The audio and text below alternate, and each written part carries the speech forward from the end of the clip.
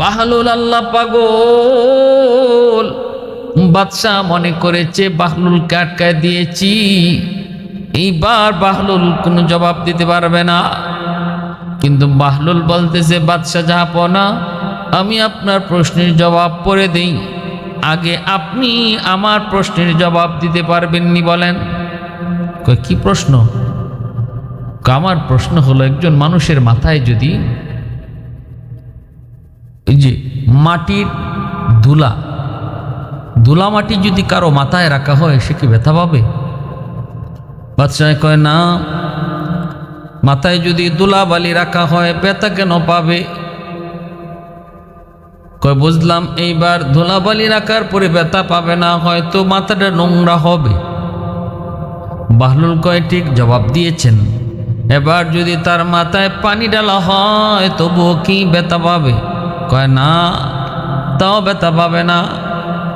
বাহলুল বলে, ধুলাবালি মাথায় রাখলেও ব্যথা পায় না, পানি ঢাললেও ব্যথা পায় না, কিন্তু এই মাটির বালি আর পানিকে একত্রিত কইরা কাই বানাইয়া যদি এটাকে ইট বানানো হয়, আর এই ইট যদি উপর থেকে তার মাথায় ফালানো হয়, তাহলে কোনো সমস্যা হবে নি। বাদশাহ হারুনুর রশিদ কয়, অবাক কাণ্ড, এমন কথা আপনি কেমনে বলেন? এটা তো একজন বুদ্ধিমান না, পাগলে ওই কথা বুঝবে, তার মাথার অস্তিত্ব থাকবে না। ইট দিয়ে যদি মাথায় আঘাত করা হয়, উপর থেকে যদি ইট ফালানো হয়, তাহলে তো তার মাথা ফেটে যাবে। বলা মাত্রই বাহলুল এবার বলতেছে, বাচ্চা জাহাপনা, আপনি আপনার প্রশ্নের জবাবটাই হলো আমার প্রশ্নের জবাব আপনি দা দিয়েছেন, এর দ্বারা আপনার প্রশ্নের জবাব হয়ে গেছে। কেমনে? কয় দেখেন, পৃথক পৃথক মাটির বালি তার মাথায় রাখলেও ব্যথা পায় না, পৃথক পৃথক পানি ডাললেও ব্যথা পায় না, কিন্তু এই মাটি আর পানিকে একত্রিত করলে, ইট বানায় যদি মাথায় রাখা হয়, তাহলে মাথা ফেটে যায়। তাহলে বোঝা গেল পৃথক পৃথকে কোনো দোষ নাই, একত্রিত করলে পরে বিপদ। ঠিক তেমনি ভাবে খেজুর আর পানি পৃথক পৃথক যদি কেউ খায়, তাহলে কোনো দোষ নাই, কিন্তু এই খেজুর আর পানিকে যদি একত্রিত কইরা আগুনে জাল দেওয়া হয়, তাহলে এটা মদ হয়ে যায়। এটাই শরীয়তে আল্লাহ হারাম ঘোষণা করেছে, এই মদ খাইলেই তার নেশা হয়। উপস্থিত পুরা মজলিস অবাক হয়ে গেল। একজন মানুষ দেখতে পাগল, কিন্তু তার মাথায় কি পরিমাণ জ্ঞান! বাদশাহ সাথে সাথে মদের বোতল হাত থেকে ফালাই দিল। যত ভিআইপি মন্ত্রী মিনিস্টার ছিল, সবাই যার যার হাত থেকে মদের বোতল ফালাইয়া দিল। ভাইরা বন্ধুরা, এই বাদশাহ হারুনুর রশিদের দরবারে প্রায় বাহলুল পাগল আসা যাওয়া করতেন, প্রায় তিনি আসতেন। বাদশাহ ওনাকে মূল্যায়ন করত, সব কথা মানত না, কিন্তু খেপাইতো না, বেয়াদবি করত না। চালাক, বেয়াদবি করত না, কিন্তু আসতে দিত, বসতে দিত, কথাও শুনত, মজাও নিত। এক ভরা মজলিসের ভিতরে মন্ত্রী মিনিস্টার সব, এই অবস্থায় একদিন বাহলুল সবার সামনে খুব দ্রুত একদম বাদশার পাশের চেয়ারে এসে বসে গেছে। সবাই তো অবাক হয়ে গেছে, এত বড় একটা জরুরি মিটিং আর মজলিসের মধ্যে বাহলুল পাগল বাদশার কাছে এসে বসা। বাদশার প্রেস্টিজে লাগলো, বাদশাহ খুব মর্মাহত হলো, বাদশাহ খুব চিন্তায় পড়ল, এখন কি করে ইজ্জত গেছে।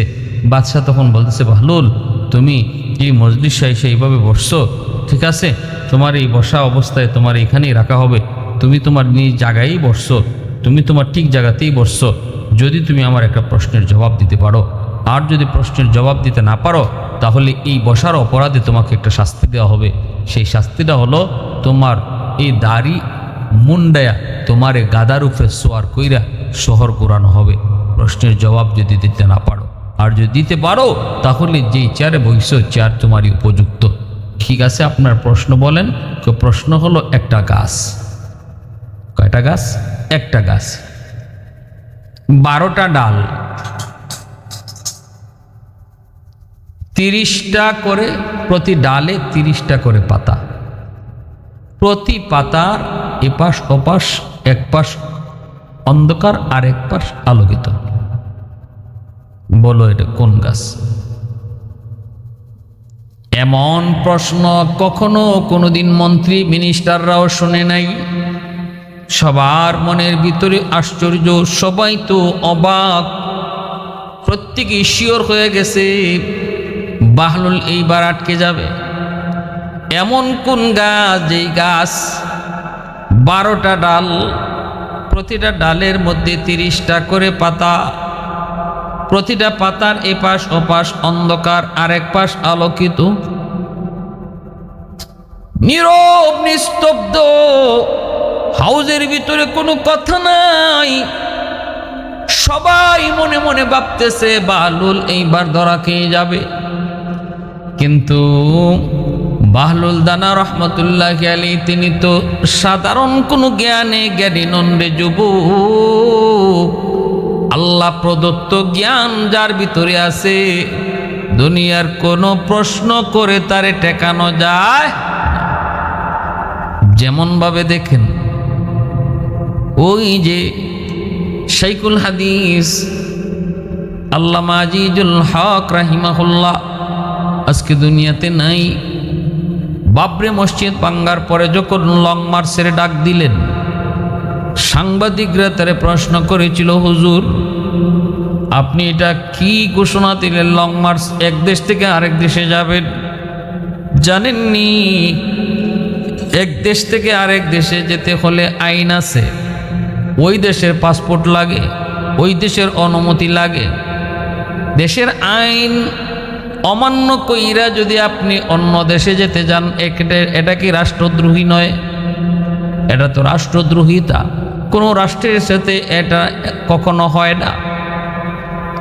আপনি রাষ্ট্রদ্রোহী মামলায় আসামি হবেন, আপনি বেআইনি কাজ কেন করবেন? তখন শাইখুল হাদিস রহমতুল্লাহ আলাইহি সাংবাদিক মাহফুজুর রহমান, যে ইংরেজি পত্রিকার সাংবাদিক, তারা বলছিলেন যাব না। শুনেন, আপনি তো আমাকে বলতেছেন যে আমি আইন মানি না কেন? আরে আইন সবই জানি, সবই বুঝি, কিন্তু এমন এক পরিস্থিতিতে আমরা পড়ছি, কোন কাজ করলে আইন মানা হয় আর কোন কাজ করলে আইন মানা হয় না, এটা এখন আমাদের মাথায় নেই। এ কথাটা বুঝাইতে গেলে আপনাকে একটা এক্সাম্পল দিয়ে বুঝাইতে হয়। আপনি দরিয়া চিনেন? দরিয়া? সাংবাদিক বলে হ্যাঁ দরিয়া তো চিনি। দরিয়ার মাঝখানে যদি কোনো নৌকা ডুবে, তাহলে যাত্রীরা এদিক সেদিক শুধু প্রাণ বাঁচাইতে সাঁতরায়। কোন দিকে সাঁতরাইলে তীর কাছে পাওয়া যাবে ওই জ্ঞানটা তখন থাকে না। সবাই প্রাণ বাঁচানোর জন্য যে যেদিক পারে ওইদিকেই সাঁতরায়, অথচ তার মাথায় তখন ওই কাজটাই করে না যে কোন দিকে সে সাঁতরাবে, কোন দিকে সাঁতরালে খুব কাছাকাছি তীর পাওয়া যাবে। কারণ বিপদ, কঠিন থেকে কঠিন বিপদ, বিপদের মুহূর্তে তখনই সাধারণ হুঁশ থাকে না। ঠিক তেমনি আমরাও এমন এক পজিশন আর সিচুয়েশনে পড়েছি, এই অবস্থায় কোন কাজ করলে আপনার দেশের আইন মানা হয় আর কোনটা করলে দেশের আইন মানা হয় না, এই অবস্থায় আমাদের এই হিতাহিত জ্ঞান নাই। আমাদের নৌকাও সাগরে ডুবে গেছে, আমরা এখন ডুবন্ত যাত্রী, সাঁতরাইতেছি। কি যা জবাব দিয়েছেন, মুহূর্তের ভিতরে সাংবাদিক লাজবাব, একদম চুপ হয়ে গেছে। ঠিক তেমনিভাবে বাহলুল দানা রহমতুল্লাহ আলাইহি সাধারণ জ্ঞান তো না, আল্লাহ প্রদত্ত জ্ঞান। ইনি বলতেছেন আপনার প্রশ্ন হলো একটা গাছ, 10টা ডাল, প্রতি ডালে 30টা করে পাতা, প্রতি পাতার এক পাশ হলো আলোকিত আর এক পাশ হলো অন্ধকার। বলে হ।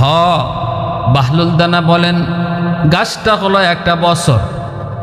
জবাব দিতেছেন একটা গাছ মানে একটা বছর, 12টা ডাল মানে 12টা মাস, এক বছরে 12টা মাস, 12 মাসে এক বছর। একটা গাছে 12টা ডাল, প্রতি মাস আবার 30 দিনে মাস। আপনি বলছেন প্রতি ডালে 30টা করে পাতা, মানে প্রতি মাসে হলো 30টা করে দিন। আবার ওই প্রতিদিন ওই এক একটা পাতার একদিক হলো অন্ধকার, আরেক দিক হলো আলো। এর অর্থ হলো দিনের এক অংশ হলো আলোকিত আর এক অংশ হলো অন্ধকার। রাত আর দিন বুঝাইছেন। প্রশ্নের জবাবটা পাওয়া মাত্রই বাদশাহ হারুনুর রশিদ সাথে সাথে অবাক হয়ে গেল, পুরা হাউসটা নীরব হয়ে গেল। ভাইরা বন্ধুরা, জন্য বলতেছিলাম আল্লাহ ওয়ালাদের সাথে বেয়াদবি করবা না, কারণ সাধারণ জ্ঞানে তারা ঘুরে না, সাধারণ জ্ঞানেও তারা জবাব দেয় না, জবাব দেয় আসমানি ইশারা।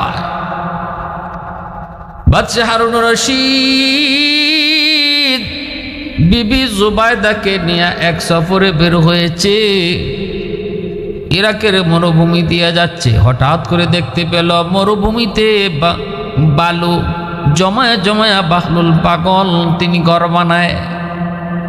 বাদশাহ হারুনুর রশিদ যায় বলতেছে, এরে বাহলুল কি করো? কই বালু দিয়া ঘর বানাই। কই ঘর বানায় কি করবা? কই ঘর বানায় ঘর বেসমু। কও কি তুমি এই ঘর কিনবো কেডায়? বাহলুল কয়, যেই কিনবো তার জন্যই জান্নাতে একটা ঘর সে পাইব। আমার দোয়া এই বালুতে বানানো ঘর যে কিনবো, আমি দোয়া করব আল্লাহ তারে জান্নাতে একটা ঘর দিব, আর আমার এই বালুতে বানানো ঘরের দাম হলো 1 দিনার। বাদশাহ হারুনুর রশিদ নীরব নিস্তব্ধ হয়ে চলে যাচ্ছে, কোনো জবাব নাই, মুচকি হাসি দিয়া চলে গেল। পিছনে আসতেছে হারুনুর রশিদের বিবি জুবাইদা। ওই জুবাইদা যখন আইসা দেখতেছে বাহলুল ঘর বানায়, জুবাইদা ডাক দিয়ে বলতেছে, রে বাহলুল কি করো? কই বালু দিয়ে ঘর বানাই। কেন বানাও? কই ঘর বেসমু। বেচলে কি হইব? কই জান্নাতে ঘর পাইব। দাম কত তোমার এই বালুর ঘরের? কই 1 দিনার। নাও 1 দিনার। এই 1 দিনার দিয়ে জুবাইদা ঘর কিনে নিয়ে গেছে। বাইরা বন্ধুরা, ওই রাত্রে বাচ্চা হারুনুর রশিদ বিবিকে নিয়ে ঘুমাইলো, স্বপ্ন যুগে দেখতে পেয়েছে জান্নাত, জান্নাতের ভিতরে সে ঘুরতেছে। এত দামি একটা ঘর, ওই ঘর দেখা বাদশা বড় অবাক, এত সুন্দর। কাছে গেল, ঘরে যায় দেখে তার বিবির নাম লেখা জুবাইদা, জুবাইদা ভিলা, জান্নাতের উপরে লেখা জুবাইদা ভিলা। বাদশাহ হারুনুর রশিদ বিবি সাহেবের ঘর দেখে সে ঢুকতে চাইল, সাথে সাথে গারওয়ান আটকায় দিয়া কয়, থামেন, এই ঘরে ঢুকবেন না, এটা আপনার না, এই ঘরটা তো আপনার না, এখানে কেন দাঁড়াইছেন? আপনি তাড়াতাড়ি বের হন। কইটা তো আমার বিবির ঘর, আমার বিবির ঘরে আমি ঢুকবো, এখানে অনুমতি কিসের? বিবির ঘরে ঢুকবো, অনুমতি কিসের? এই কথা বলা মাত্রই বাদশাহ হারুনুর রশিদ যখন কইছে, না আমি তো আমার বিবির ঘরে ঢুকবো, দারোয়ান কয়, সাবধান, আপনি এটা বিবির ঘর কইয়া চালাইতে পারবেন না। বিবির ঘর কইয়া চালানোর দিন হলো দুনিয়া, আর এটা হলো আখেরাত। আখেরাতে কেউ কারো ঘরে ঢুকতে পারে না। আখেরাত যার ঘর সেই ঢুকবে আমলের বদৌলতে। দুনিয়ার জগতে হলো বাপের ঘরে ছেলে ঢুকে, ছেলের ঘরে বাপ ঢুকে, স্ত্রীর ঘরে স্বামী ঢুকে, স্বামীর ঘরে স্ত্রী ঢুকে। কিন্তু এখানে না, এখানে যার যার ঘরে ঢুকতে হয়। বাদশাহ হারুনুর রশিদ অবাক, ঘুম ভেঙে গেল। টের পাইলেন, বুঝতে পারলেন, ওই যে বাহলুলের কাছ থেকে আমার বিবি একটা ঘর কিনেছে, ওই ঘরটা কেনার কারণেই সে জান্নাতে ঘর পেয়েছে। কথা তো ঠিক, বাহলুল যা বলেছিল জান্নাতে ঘর দেবে, আমার স্ত্রী জুবাইদা তো ঘর পেয়ে গেল। কিন্তু আমি তো হতবাগা দুর্বাগা। সকালবেলা উইটে বাদশা দ্রুত বাহলুলকে খুঁজতে লাগলো, পেয়ে গেল। ওই দিনও সে এরকম বালু দিয়া ঘর বানায়। বাদশা যায় বলতেছে, রে বাহলুল, ও বাহলুল, একটা ঘর আমি কিনতে চাই, আমাকে একটা ঘর তুমি দিবানি, আমি কিনব। কয় ঠিক আছে, নেন, নিতে পারেন, আমি তো ঘর বানাইতেছি বিক্রি করার জন্য। কিনে যখন 1 দিনার দিতে চায়, বাহলুল কয়, কি করো, মজাক করো নাকি, ঠাট্টা করো নাকি? কয় কি হয়েছে? কয় আমার এই একটা ঘরের দাম হলো তামাম দুনিয়ার যত সম্পদ, সব সম্পদ এক জায়গায়, আর আমার এই ঘরের দাম হলো এক জায়গায়। বাদশাহ হারুনুর রশিদ অবাক হয়ে বলতেছে, রে বাহলুল, তুই না গতকাল কি বললি 1 দিনারের বিনিময়ে এই ঘর? বাদশাহ যখন এই কথা বলে, তখন তখনই বাহলুল কয়, রে বাদশাহ শোনো, এই একদিন আর দাম ছিল ততক্ষণ যতক্ষণ এই ঘরের প্রকৃত মূল্য তুমি জানতায় না, বুঝতায় না। তখন ছিল এই ঘরের মূল্য 1 দিনার, কিন্তু এখন তুমি এসেছো যাই না শুই না দেইকা তুমি এসেছো, যার কারণে এই ঘরের দাম আর 1 দিনার নয়। এখন তুমি জান্না শূন্য আইসো, স্বপ্নে দেখা শূন্য তুমি আইসো, এজন্য এই ঘরের মূল্য এখন তামাম দুনিয়ার সমস্ত সম্পদ। ভাইরা বন্ধুরা, জন্য বলতেছিলাম আল্লাহওয়ালারা সাধারণ কোনো বিষয় নয়। আমি আপনি মনে করব আল্লাহওয়ালাদের কথা অল্প, আল্লাহওয়ালাদের বিষয়টা অল্প, কিন্তু এর রহস্য অনেক গভীর। मैं तौलिब मौला हूँ मेरे इश्क निराला, मैं तौलिब मौला हूँ मेरे इश्क निराला, है जुमला जहाँ जिनके तजल्ली से उजाला, है जुमला जहाँ जिनके तजल्ली से उजाला, मादर दु जहाँ गैर खुदा यार नदारम, যদি याद खुदा ही चिदिगुर कार नदारम, যদি याद खुदा ही चिदिगुर कार नदारम। বাগদাদের বহুত বড় আর একজন আল্লাহর ওলি জুনাইদ বাগদাদি, ইনি একদিন কইতেছেন, ও আমার মুরিদানেরা, তোমরা কি বাহলুলকে কোথাও পাইছনি? পাইলে আমাকে একটু বাহলুল পাগলের কাছে নিয়ে যাবানি। মুরিদানেরা কয়, হুজুর আপনি এত বড় আলেম, এত বড় মুফাসসির, এত বড় মুহাদ্দিস, আপনি পাগলের খুঁজে কেন যাবেন? জুনাইদ বাগদাদি কয়, তোমরা তারে চিনো না, কিন্তু আমি ভালো করে চিনি, আমাকে তার সংবাদে নিয়ে চলো। মুরিদানরা খোঁজ করে করে নিয়ে আসলো, পেয়ে গেল মরুভূমিতে বাহলুল। আল্লাহ পাগল, আল্লাহ পাগল, আল্লাহর জন্য দেওয়ানা। ওই অবস্থায় তারা আয়েশা সালাম জানাইলেন। জুনাইদ বাগদাদি সালাম দিয়া কয়, কে গো তুমি? বাহলুল পাগল কয়, আমার পরিচয় পরে নেও, আগে কও তুমি কে? কয়, আমি হলাম জুনাইদ বাগদাদি। ও, আপনি শায়েখ জুনাইদ বাগদাদি? আপনি মানুষদেরকে তাফসীর করেন, ওয়াজ নসিহত করেন? ও, আপনার নাম শুনেছি, অনেক শুনেছি আপনার। তো ভালো কথা, আপনি যে মানুষকে এত কোরআন হাদিসের আলোচনা শোনান, দ্বীনের কথা শোনান, ভালো, আলহামদুলিল্লাহ। কথা বলার আদব চিনেন আপনি? জুনাইদ বাগদাদি বলেন, হ্যাঁ, কথা বলার আদব তো আমি চিনি। আল্লাহ রসুলের সুন্নাহ, কথা বলার আগে বিসমিল্লাহ কইয়া আল্লাহর প্রশংসা করে কথা কোয়া শুরু করো। আমি তো এই কথা দেখি, আমি কথা বলার সময় রসুলের সুন্নাহর দিকে খেয়াল রাখি, মুক্তাদের হাল বুঝে কথা বলি, যার যতটুকু কথা বলার যেখানে এতটুকুই বলি, এক্সেস কথা বলি না। এই সুন্নাহ অনেকগুলা কইল। তারপরে ওই বাহলুল পাগল কয়, আচ্ছা ভালো তো, আমি তো যা দেখতেছি আপনি কথা বলার আদবই জানেন না, আপনি কথা বলার আদবই জানেন না। এই কথা বইলেই বাহলুল পাগল তিনি আবার রওনা দিয়ে দিছে। জুনাইদ বাগদাদি তার পিছনে পিছনে ছুটলেন, পিছনে পিছনে ছুটলেন। কোন দিকে যায়? মুরিদানেরা কয়, হুজুর আপনি তার পিছনে পিছনে যায়েন না। কিন্তু না, যাইতে যাইতে একটা ঝুপড়ির ভিতরে যায় বসল। জুনাইদ বাগদাদিও তার পিছনে পিছনে যায়, তার কাছে কাছে যায় বসলেন। বৈশা বাহলুল এমন এক মজজুব, এমন এক আল্লাহ পাগল, কিছুক্ষণ পরই তার আগের কথা মনে থাকতো না, কার সাথে দেখা হয়েছে এটাও ইয়াদ থাকতো না, কারণ তার চিন্তা চেতনায় তো একমাত্র কে? আল্লাহ। আল্লাহ ধ্যানে যারা সবসময় থাকে, তারা দুনিয়ার কত বিষয় আশয় এগুলা বেশি মনে রাখতে পারেন না, মনে থাকেও না। দেখা মাত্রই বাহলুল পাগল বলতেছেন, কে আপনি? জুনাইদ বাগদাদি। বলেন, আমি তো জুনাইদ বাগদাদি। ও, আপনি তো জুনাইদ বাগদাদি? আচ্ছা, আপনার সঙ্গে তো কিছুক্ষণ আগে দেখা হয়েছিল, কথা হয়েছিল। বলে, জি। আপনি তো মানুষদেরকে ওয়াজ নসিহত করেন, আপনি তো মানুষদেরকে নসিহত করেন, ভালো কথা না? তো আপনি কি খাওয়ানোর আদব জানেন? জুনাইদ বাগদাদি বলে, হ্যাঁ, খাওয়ানোর আদব তো আমি জানি।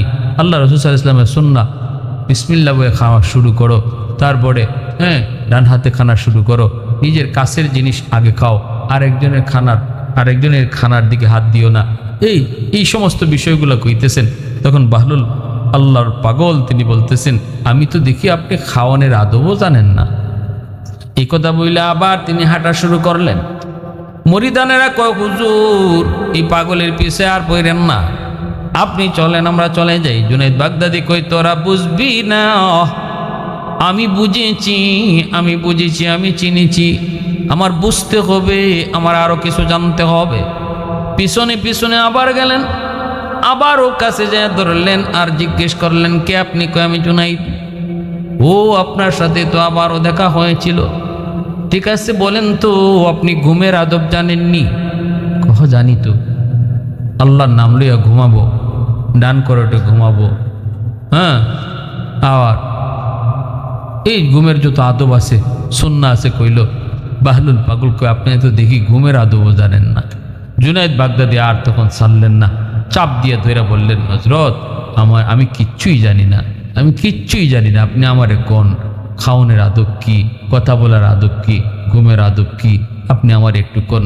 বাহলুল তখন বলতেছে, খাওনের আদব 1 নাম্বার হলো হালাল রিজিক খাওয়া। আপনার রিজিক যদি হালাল হয় তবেই তো আপনি খাওয়ানোর সময় বিসমিল্লাহ বলা, ডাইন হাতে খানা খাওয়া, সামনের দিকে খানা খাওয়া, এগুলা সব ঠিক মতো সার্থক হবে। আর যদি খাওনটাই হালাল না হয়, আপনি সুন্নত মান্য লাভ হইব কি? আপনার